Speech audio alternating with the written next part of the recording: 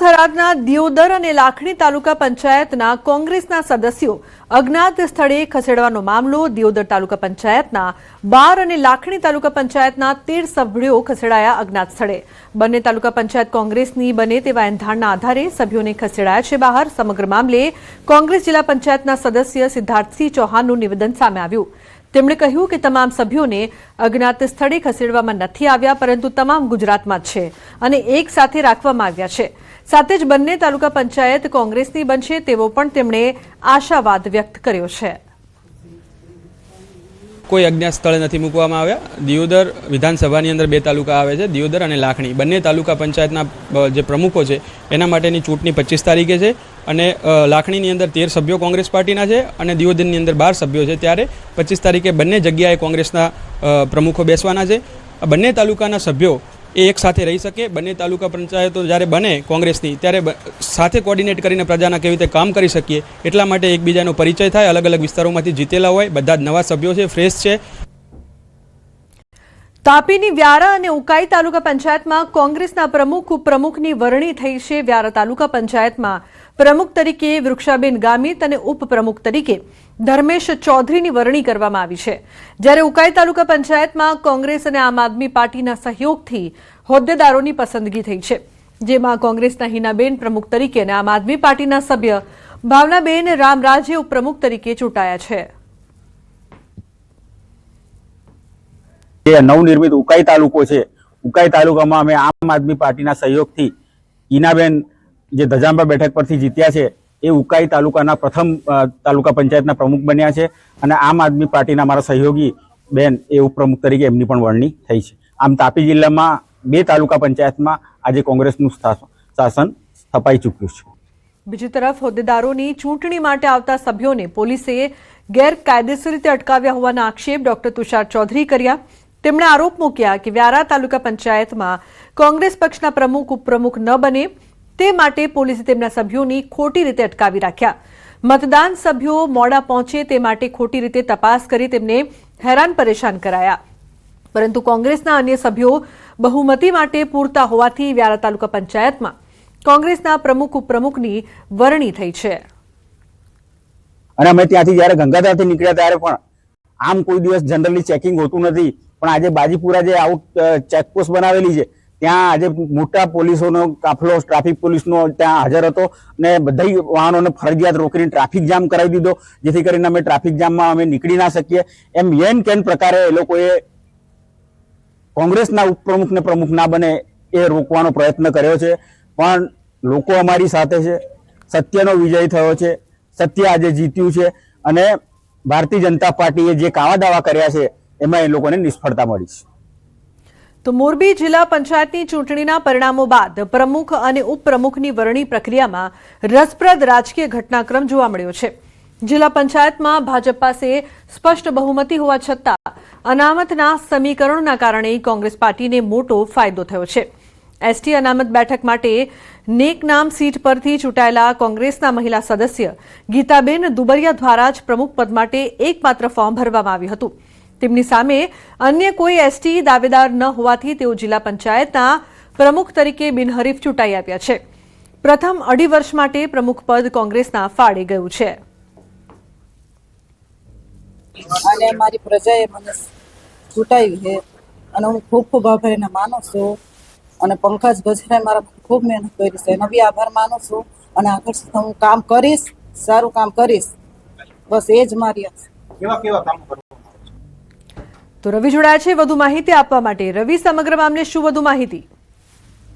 મોરબી જિલ્લા પંચાયતની ચૂંટણીના પરિણામો બાદ પ્રમુખ અને ઉપપ્રમુખની વરણી પ્રક્રિયા આજે કરવામાં આવી હતી। તેમાં એક અત્યંત રસપ્રદ રાજકીય ઘટનાક્રમ સામે જોવા મળ્યો હતો। જિલ્લા પંચાયતના ભાજપ પાસે સ્પષ્ટ બહુમતી હોવા છતાં પણ અનામતના સમીકરણોને કારણે કોંગ્રેસ પાર્ટીને મોટો ફાયદો થયો છે। અનામતના ગણિતમાં ભાજપને ધોબી પછાડ મળી છે અને પ્રથમ 2.5 વર્ષ માટે પ્રમુખ પદે કોંગ્રેસના ફાળે ગયું છે, જેથી ગીતાબેનને કોંગ્રેસના જિલ્લા પંચાયતના પ્રમુખ બનાવવામાં આવ્યા છે। જી બિલકુલ રવિ, આભાર સમગ્ર માહિતી બદલ। તો પ્રથમ 2.5 વર્ષ માટે પ્રમુખ પદ કોંગ્રેસના ફાળે। ગુજરાતમાં વસ્તી ગણતરી 2027ને લઈને વિશ્વ કોળી ઠાકોર સમાજ એકતા મહાસંઘે સામાજિક આર્થિક અને જાતિ આધારિત ગણતરીની ઉગ્ર માંગ ઉઠાવી છે. સંગઠને ઓબીસી સમાજની અલગથી ગણતરી કરવા પર ભાર મૂકતા ભારત સરકારના રજિસ્ટ્રાર જનરલ અને સેન્સસ કમિશનરને સત્તાવાર આવેદનપત્ર પાઠવ્યું છે. ફોર્મમાં ઓબીસી માટે અલગ કોલમ ઉમેરવાની માંગ સાથે દાવો કરવામાં આવ્યો છે કે 1931 પછી ઓબીસી સમાજની સચોટ ગણતરી થઈ નથી. મહાસંઘે જણાવ્યું કે બંધારણીય હક અને અનામતના લાભ માટે અલગ ગણતરી જરૂરી છે, નહીં તો ઓબીસી સમાજ સરકારી યોજનાઓથી વંચિત રહી શકે છે. તો કોંગ્રેસના પ્રવક્તા પાર્થિવરાજ કઠવાડિયાએ ડીઝલને લઈને અગરિયાઓને થતી તકલીફો અંગે વાત કરી. રાજ્યના મીઠા ઉદ્યોગ પર ગંભીર સંકટ ઊભું થયું છે. અંદાજે 50,000થી વધુ લોકો સીધા મીઠાના ઉત્પાદન સાથે જોડાયેલા છે, જ્યારે આડકતરી રીતે 1 લાખથી વધુ લોકોની રોજગારી આ ઉદ્યોગ પર નિર્ભર છે. ડીઝલ ન મળતા મીઠું પકવવાની પ્રક્રિયા અને ટ્રાન્સપોર્ટેશન બંને પર ભારે અસર પડી રહી છે. તેથી તાત્કાલિક ડીઝલ ઉપલબ્ધ કરાવવા અને થયેલા નુકસાનનું વળતર ચૂકવવાની માંગ કરી છે. સાથે જ ડીઝલ પંપ પરથી કોના માટે કેટલા પ્રમાણમાં ડીઝલ ખરીદી રહ્યું છે તેની પણ તપાસ કરવાની માંગ કરી છે. આશરે 60 લાખ ટન જેટલા ઉત્પાદન ઉપર અસર થઈ રહી છે. જો વરસાદ આવી ગયો તો અગરિયાઓને 250 કરોડ રૂપિયાથી પણ વધારેનું નુકસાન થશે. ગુજરાત સરકારને વિનંતી છે કે અગરિયાઓને તાત્કાલિક ડીઝલ ઉપલબ્ધ થાય તેની વ્યવસ્થા કરવી જોઈએ. જૂનાગઢના માર્કેટિંગ યાર્ડમાં ડીઝલની અછતનો સીધો પ્રભાવ હવે કેસર કેરીની સિઝન પર જોવા મળી રહ્યો છે. છેલ્લા 15 દિવસથી 30થી 40 હજાર બોક્સ કેરીની આવક થતી હતી, પરંતુ છેલ્લા 5 દિવસથી આવક ઘટીને માત્ર 10થી 15 હજાર બોક્સ સુધી સીમિત રહી છે. વેપારીઓના જણાવ્યા પ્રમાણે ડીઝલના અભાવે ટ્રકો અને માલવાહક વાહનો સમયસર ઉપલબ્ધ નથી થતા, જેના કારણે બગીચાઓમાંથી કેરી મોડી પહોંચે છે. આવક ઘટતા સાથે કેરીના ભાવમાં પણ ઘટાડો નોંધાયો છે અને 900થી 1500 રૂપિયામાં વેચાતી કેરી હવે 600થી 800 રૂપિયામાં વેચાઈ રહી છે.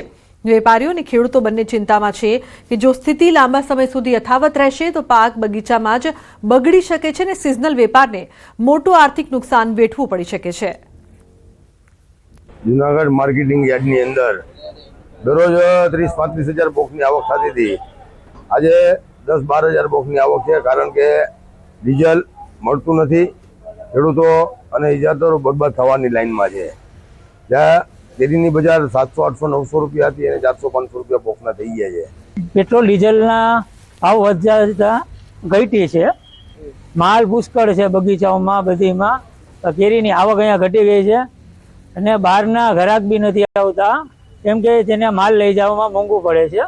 ભાડામાં 2-3 હજાર, 4 હજાર, 5 હજારનો વધારો થઈ જાય છે. એના હિસાબે કેરીમાં ભાવમાં બી મંદી ઘણી પડી ગઈ છે. અત્યારે 12થી 15 હજાર બોક્સની કેરીની આવક થાય છે. સારામાં સારી કેરી હોય તો 1200થી 1500 રૂપિયા સુધીના 10 કિલોના ભાવ છે, અને જે એગ્રોમાં જાય છે એ 500થી માંડી અને 700 રૂપિયા સુધી જાય છે. મીડિયમ કેરી હોય એના ભાવ 900થી માંડીને 1100 જેવા ભાવ અત્યારે ખેડૂતોને મળી રહ્યા છે. હાલમાં કેરીની સિઝનમાં જે 15થી 15 હજાર બોક્સની આવક છે, ગયા વર્ષે આ ટાઈમે આ સિઝનમાં 15થી 20 હજાર બોક્સની આવક હતી, જેની સરખામણી આ વર્ષે આવક પણ ઓછી છે, એમ ભાવ થોડાક ઊંચા છે.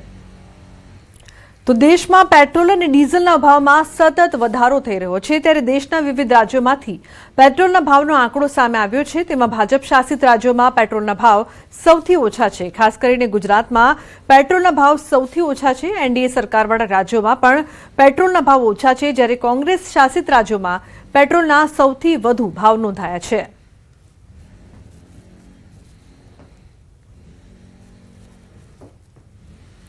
તો હાલ અફવાઓના કારણે કેટલાક પેટ્રોલ પંપ પર પેટ્રોલ અને ડીઝલનો જથ્થો પ્રભાવિત થઈ રહ્યો છે. અફવાથી ગભરાઈને કેટલાક લોકો પેટ્રોલ પંપ પર દોટ મૂકીને વધારે પડતી ખરીદી કરી રહ્યા છે, જેના કારણે પુરવઠાને અસર થતા ખરેખર જરૂર છે એવા લોકોને પેટ્રોલ ડીઝલ મેળવવામાં મુશ્કેલી ઊભી થઈ રહી છે.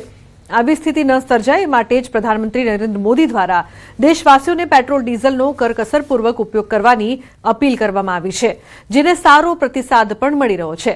આવનારા દિવસોમાં યુદ્ધની સ્થિતિના કારણે વધારે મુશ્કેલી વેઠવાનો વારો ન આવે એ માટે આપણે સૌએ પેટ્રોલ ડીઝલ અને એલપીજીનો શક્ય એટલો ઓછો ઉપયોગ કરવો જોઈએ.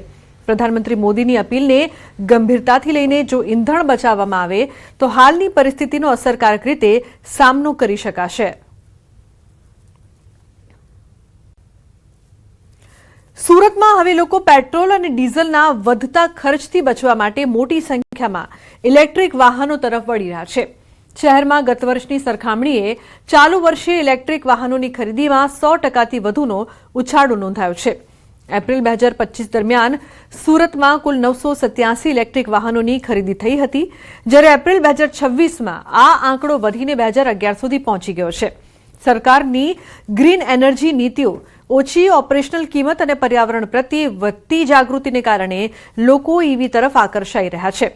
હાલ પેટ્રોલ ડીઝલ વાહનો પર વધુ ટેક્સ લાગે છે, જ્યારે ઇલેક્ટ્રિક વાહનો પર માત્ર 1% જેટલો ટેક્સ હોવાથી ખરીદદારોને મોટી રાહત મળી રહી છે. ખાસ કરીને ઇલેક્ટ્રિક સ્કૂટર, બાઇક અને કોમ્પેક્ટ કારની માંગમાં જબરદસ્ત વધારો નોંધાયો છે. આપણે પેટ્રોલ ડીઝલની અંદર 6% આપણે આરટીઓ ભરતા હતા, એની સામે ઈવીમાં તમારે 1% આરટીઓ ભરવાનો છે. પ્લસ આપણે સુરત મ્યુનિસિપલ કોર્પોરેશન ભરવાનું આવતું હતું 3.5% ટેક્સ. એની જગ્યાએ તમે ઈવી લેશો કોઈ પણ ગાડી, તો ઈવીની અંદર તમારે 1 પણ રૂપિયો ભરવાનો નથી આવતો. તો આ પણ એમને બેનિફિટ મળી રહ્યો છે કે આજે જે આપણે કરતા તે નહીં. પ્લસ તમને ખ્યાલ હશે કે આપણે જે ગાડીઓ લઈએ છીએ પેટ્રોલ ડીઝલ, એમાં આપણે 28% અને 45% આપણે જીએસટી ભરતા હતા. તમે કોઈ પણ ઈવી લઈ લો, એમાં તમને ખાલી 5% જીએસટી પેડઅપ કરવાનું રહેશે. એટલે બધી જગ્યાથી એમને આ ફાયદો મળી રહ્યો છે. સુરત જિલ્લા છે, એમાં ઇલેક્ટ્રિક વ્હીકલોની જે રજિસ્ટ્રેશનની સંખ્યામાં છે એ નોંધપાત્ર વધારો જોવા મળ્યો છે. ગત વર્ષે જે એપ્રિલ 2025માં આપણે ટોટલ ઇલેક્ટ્રિક વ્હીકલ હતા એ 987 વ્હીકલ રજિસ્ટર્ડ થયેલા હતા. એની સામે એપ્રિલ 2026માં કુલ 2011 વ્હીકલ રજિસ્ટર થયા છે. મે 2025માં 1006 વ્હીકલ રજિસ્ટર થયા હતા અને એની સામે મે 2026માં અત્યાર સુધીમાં 1176 વ્હીકલ રજિસ્ટર થઈ ચૂક્યા છે. હજી આ મહિનામાં બીજા વ્હીકલ પણ કુલ રજિસ્ટર થશે, એટલે કે લગભગ 100%થી પણ વધુ વાહનોનું રજિસ્ટ્રેશન થયું છે. દ્વારકામાં આજે ટ્રાફિક સમસ્યાનું કરુણ ચિત્ર સામે આવ્યું છે, જ્યાં સ્થાનિક વ્યક્તિના દુઃખદ અવસાન બાદ નીકળેલી સ્મશાન યાત્રા શહેરના ભારે ટ્રાફિકમાં ફસાઈ ગઈ હતી. ટ્રાફિકની ગંભીર અવ્યવસ્થાના કારણે પરિવારજનો અને સગા સંબંધીઓને ભારે હાલાકીનો સામનો કરવો પડ્યો હતો. પરિસ્થિતિ એટલી વિકટ બની કે અંતિમ યાત્રાની બસને દૂર રાખીને મૃતદેહને લાંબા અંતર સુધી પગપાળા સ્મશાન ઘાટ સુધી લઈ જવો પડ્યો. આ ઘટનાએ શહેરની ટ્રાફિક વ્યવસ્થા સામે અનેક સવાલો ઉભા કર્યા છે અને સ્થાનિકોમાં ભારે રોષની લાગણી જોવા મળી રહી છે.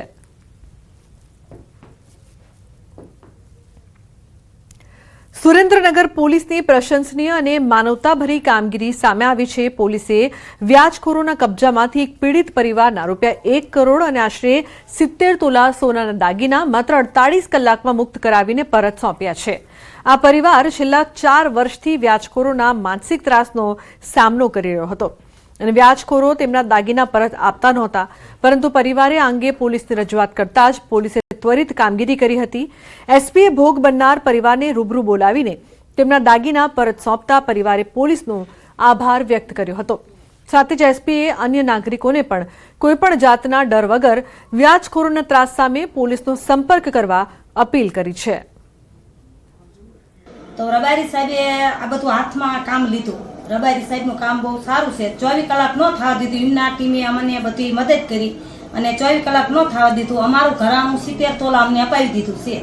એ એક જ મિનિટની અંદર જે અરજી આપતા એક જ મિનિટમાં સાહેબે જે પોલીસ ખાતું અમારું જે લીંબડીનો સ્ટાફ, પીઆઈ સાહેબ, પીએસઆઈ સાહેબ, કે આખી ટીમ, સમગ્ર લીંબડીની ટીમ મળી અને તે ઝડપથી દોડી અને જે લોકો પાસે અમારા ઘરેણા પડ્યા હતા ત્યાં તે લોકોએ ખૂબ સારી એવી તપાસ કરી અને ખૂબ અમને મદદ કરી અને અમારું જે કંઈ ઘરેણું હતું એ પરત અપાવી દીધું અને તેમના જે કંઈ પૈસા હતા, મૂળગા પૈસા જે કંઈ, તે લઈ અમને રાજી ખુશીથી એકબીજાનું સમાધાન પણ કરાયું છે.